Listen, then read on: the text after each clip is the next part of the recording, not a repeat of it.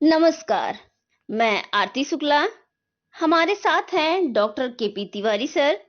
आज हम आपके समक्ष प्रयोजनवाद पर आधारित वीडियो लेकर आए हैं। उम्मीद करती हूँ कि आपको हमारा वीडियो जरूर पसंद आएगा। तो आइए, बिना देर करते हुए हम शुरू करते हैं। प्रयोजनवाद का अर्थ, मीनिंग ऑफ प्रैग्मेटिज्म। प्रयोजनवाद 19वीं शताब्दी के हेतुवाद, परंपरावाद, विश्ववाद तथा ब्रह्मवाद के विरुद्ध 20वीं शताब्दी की क्रांति के रूप में पैदा हुआ। प्रयोजनवाद शब्द की उत्पत्ति ग्रीक भाषा के प्रैग्मा शब्द से हुई है, जिसका अर्थ है क्रिया अथवा किया गया कार्य। कुछ लोग प्रयोजनवाद की उत्पत्ति प्रैग्माटिकोस से मानते हैं, जिसका अर्थ है व्यवहारिकता। प्रयोजनवाद को प्रयोगवाद, क्योंकि ये साइंस को मानता है, फलकवाद, व्यवहारवाद, उपयोगितावाद, क्रियावाद, करणवाद, अनुभववाद, क्योंकि यह अनुभव पर आधारित है, आदि नामों से भी जाना जाता है। प्रयोजनवाद के अर्थ को समझने के पश्चात आइए हम देखते हैं कि वे कौन कौन से दार्शनिक हैं जिन्होंने प्रयोजनवाद का समर्थन किया। सबसे प्रमुख जॉन डीवी मौलिक विचारक एवं व्यवहारिक अध्यापक थे। उन्होंने शिक्षा के विभिन्न विचारों को व्यवहारिक रूप दिया। डीवी के कई विचारों ने आधुनिक शिक्षा को बहुत प्रभावित किया। जॉन डीवी के अलावा विलियम जेम्स, विलियम किलपैट्रिक, शिलर आदि दार्शनिकों ने प्रयोजनवाद का समर्थन किया।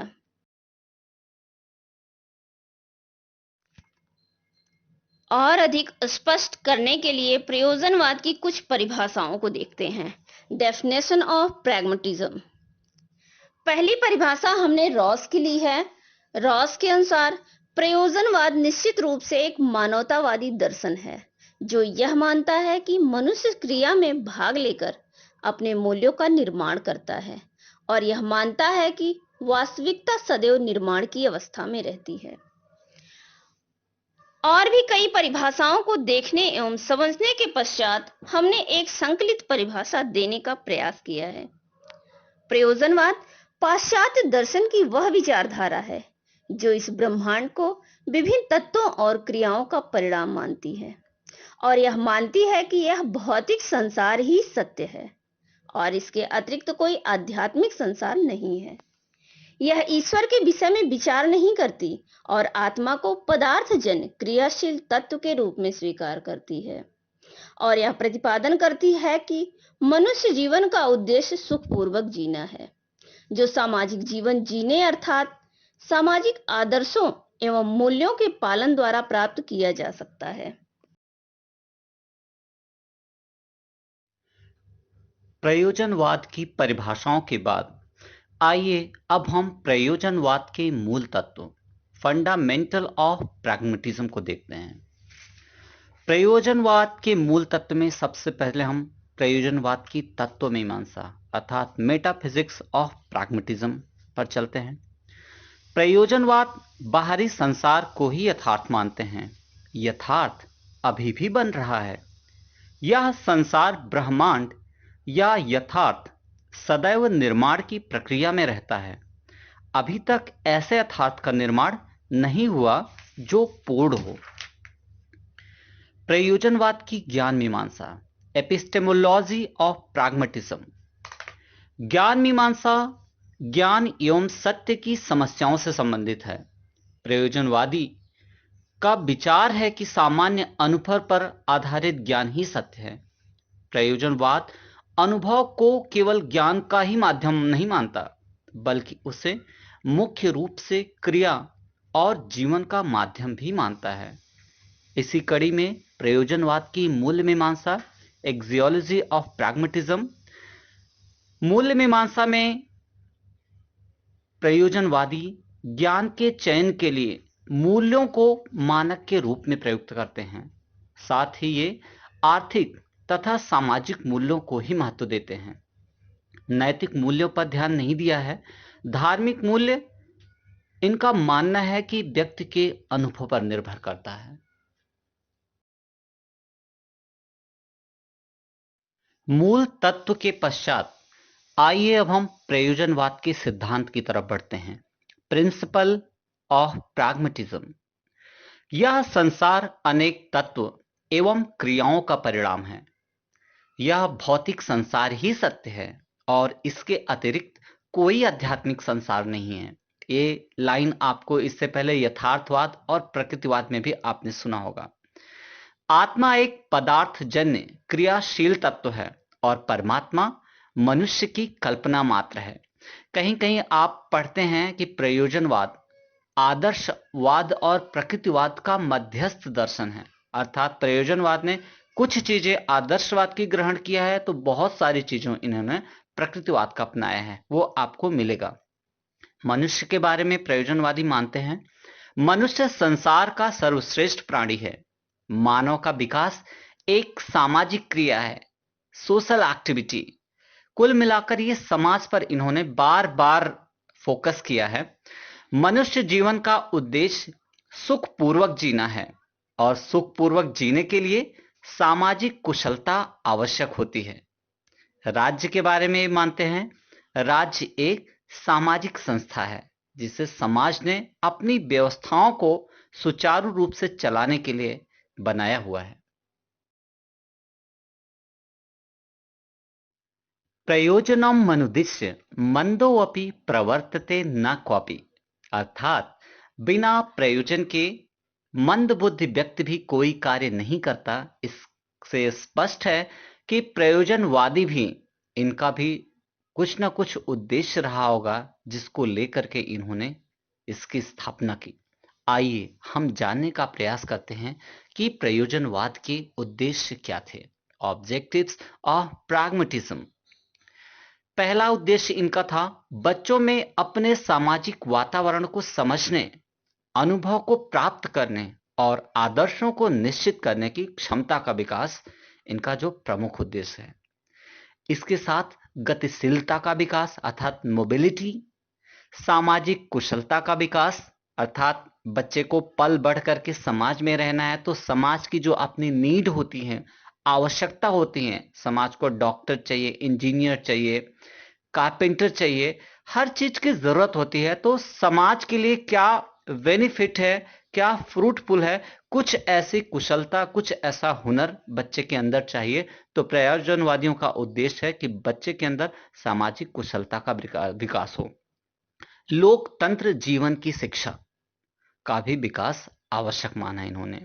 जॉन डीवी का एक कथन है, education therefore is a process of living and not a preparation for future living. कहने का मतलब कि शिक्षा जीवन जीने की एक प्रक्रिया है। ये कहते हैं प्रिपरेशन, तैयारी फ्यूचर में जीने के लिए नहीं, वर्तमान में क्या आवश्यकता है, अभी क्या किन चीजों की जरूरत है, उसके लिए ये ज्यादा इंपॉर्टेंट मानते हैं शिक्षा को। उद्देश्य के पश्चात आइए अब हम देखते हैं प्रयोजनवाद की शिक्षण विधियां अर्थात प्रैग्मेटिज्म एंड टीचिंग मेथड। प्रयोजनवाद लगभग जो विधियां प्रकृतिवादी अपनाते हैं उनसे ही मिलती जुलती इनकी विधियां हैं। इसमें एक दो विधियां अलग से हैं जो बहुत जानी मानी हैं। पहली विधि योजना विधि अर्थात प्रोजेक्ट मेथड। इसे समस्या समाधान विधि भी कहते हैं। यह विधि डीबी के ही शिष्य किलपैट्रिक थे जिन्होंने इसका आविष्कार किया। प्रोजेक्ट विधि में किलपैट्रिक ने इसके 5 पद बताए हैं। अर्थात सबसे पहले प्रोजेक्ट का चयन अर्थात बच्चा पहले प्रोजेक्ट चुने कि उसे क्या बनाना है। फिर लक्ष्य का निर्धारण कि उस प्रोजेक्ट से उसका लक्ष्य क्या प्रदर्शित हो रहा था तो बनाना क्या चाहता है। फिर योजना निर्माण अर्थात जब लक्ष्य निर्धारण हो जाता है तो उन लक्ष्यों को कैसे प्राप्त किए जाए इसके लिए फिर बच्चा योजना का निर्माण करता है।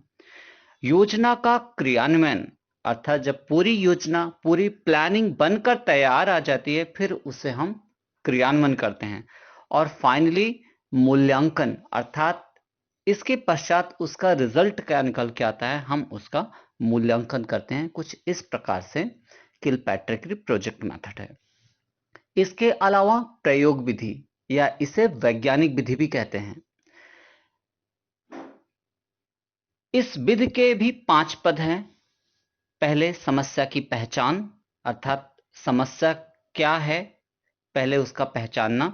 फिर समस्या का विश्लेषण, अर्थात उसका एनालिसिस, उसके सारे पहलुओं का अध्ययन करना कि कहां किस प्रकार की समस्या है। इसके पश्चात उपकल्पना का निर्माण, अर्थात हाइपोथेसिस, एक कह सकते हो तुक्का या आप कह सकते हो अनुमानित गेस कि इसका सॉल्यूशन क्या है। ठीक है। फिर उपकल्पनाओं का परीक्षण, अर्थात जो हम हाइपोथेसिस बनाते हैं फिर हम उसकी टेस्टिंग करते हैं कि वो कितना सही है और कितना गलत है। इसके पश्चात जो अंतिम चरण है वो मूल्यांकन का होता है, जिसमें हमारा रिजल्ट प्रदर्शित होता है।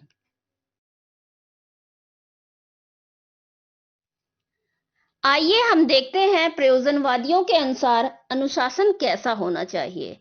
Pragmatism and discipline. प्रयोजनवादी दमनात्मक, प्रभावात्मक अथवा मुक्त्यात्मक अनुशासन किसी में भी विश्वास नहीं करते। ये सामाजिक अनुशासन को महत्व देते हैं।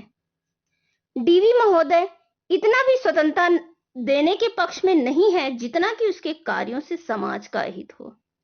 विद्यालय में अनुशासन की समस्या के समाधान हेतु डीवी सामाजिक दबाव को सर्वोत्तम मानते हैं।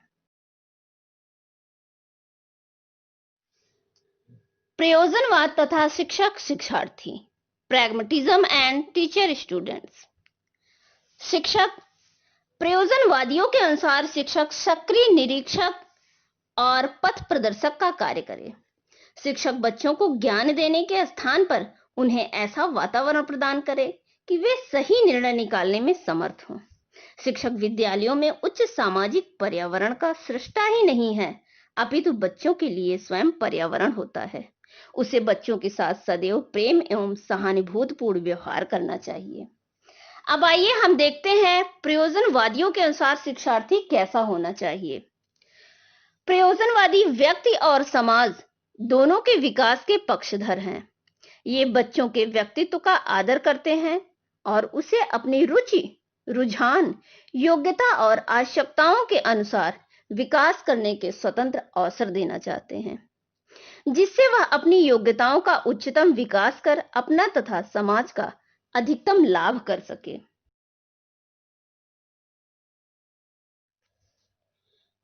प्रयोजनवाद तथा विद्यालय। Pragmatism and school. प्रयोजनवादी परंपरागत विद्यालयों का विरोध करते थे। विद्यालय समाज का लघु रूप मानते थे। विद्यालय बालक का एक सच्चा प्रतिनिधि एवं समुदाय का केंद्र होना चाहिए और विद्यालय के अंतर्गत बालक क्रियाशील नागरिक जीवन व्यतीत कर सके। प्रयोजनवादियों की दृष्टि में विद्यालय बच्चों के लिए जीवित प्रयोगशालाएं होनी चाहिए, जहां बच्चे वास्तविक सामाजिक परिस्थितियों के बीच कार्य करें, निरीक्षण करें, अनुभव करें और अपने लिए आदर्शों की खोज करें। प्रयोजनवाद के सभी पहलुओं का अध्ययन करने के पश्चात आइए अब हम प्रयोजनवाद की समीक्षा की तरफ बढ़ते हैं। प्रयोजनवाद की समीक्षा में हम प्रयोजनवाद के गुण और दोष दोनों की चर्चा करेंगे। प्रयोजनवादी शिक्षा का स्वरूप प्रकृतिवादी एवं आदर्शवाद की शिक्षा का मध्यस्थ मार्ग है। प्रकृतिवादी दर्शन को भौतिकवाद जबकि आदर्शवादी दर्शन को आध्यात्मिकवाद कहते हैं। दोनों ही दर्शन एक दूसरे के विरोधी एवं विपरीत हैं, जबकि प्रयोजनवादी दोनों के मध्य का मार्ग अपनाते हैं। प्रयोजनवादियों ने जन शिक्षा, महिला शिक्षा, प्रौढ़ शिक्षा, व्यावसायिक शिक्षा, शिक्षण विधि में प्रोजेक्ट मेथड, कई सारे क्षेत्रों में महत्वपूर्ण योगदान दिया है। लेकिन इनके अलावा कहीं कहीं कुछ चीजें छूट भी गई हैं। जैसे प्रयोजनवादियों ने शिक्षा के उद्देश्यों में बालक के संपूर्ण विकास को महत्व दिया है, परंतु संपूर्ण विकास से उनका तात्पर्य क्या है, इसका इन्होंने स्पष्टीकरण नहीं दिया है। इसके अलावा प्रयोजनवादी दर्शन की कोई अपनी तत्व मीमांसा नहीं है। यह किसी अंतिम सत्य में विश्वास नहीं करते। साथ ही शिक्षा में मनुष्य की संस्कृति, नैतिक मूल्यों और उनके आध्यात्मिक पक्ष को कोई विशेष महत्व नहीं दिया है। आज हमें ऐसे शिक्षा दर्शन की आवश्यकता है जो बालक के प्राकृतिक, मानसिक, सामाजिक, सांस्कृतिक और आध्यात्मिक पक्षों का संपूर्ण विकास कर सके, सर्वांगीण विकास करे। हमें ऐसे शिक्षा दर्शन की आवश्यकता है। फिर भी सभी पहलुओं को देखने के बाद हम प्रयोजनवाद के कार्य की सराहना करेंगे। कई सारे पक्षों में बहुत अच्छा योगदान दिया है। उम्मीद करता हूं कि आपको वीडियो जरूर पसंद आया होगा। तो लाइक करिएगा, सब्सक्राइब करिएगा और अपने दोस्तों में जरूर शेयर करिएगा। धन्यवाद।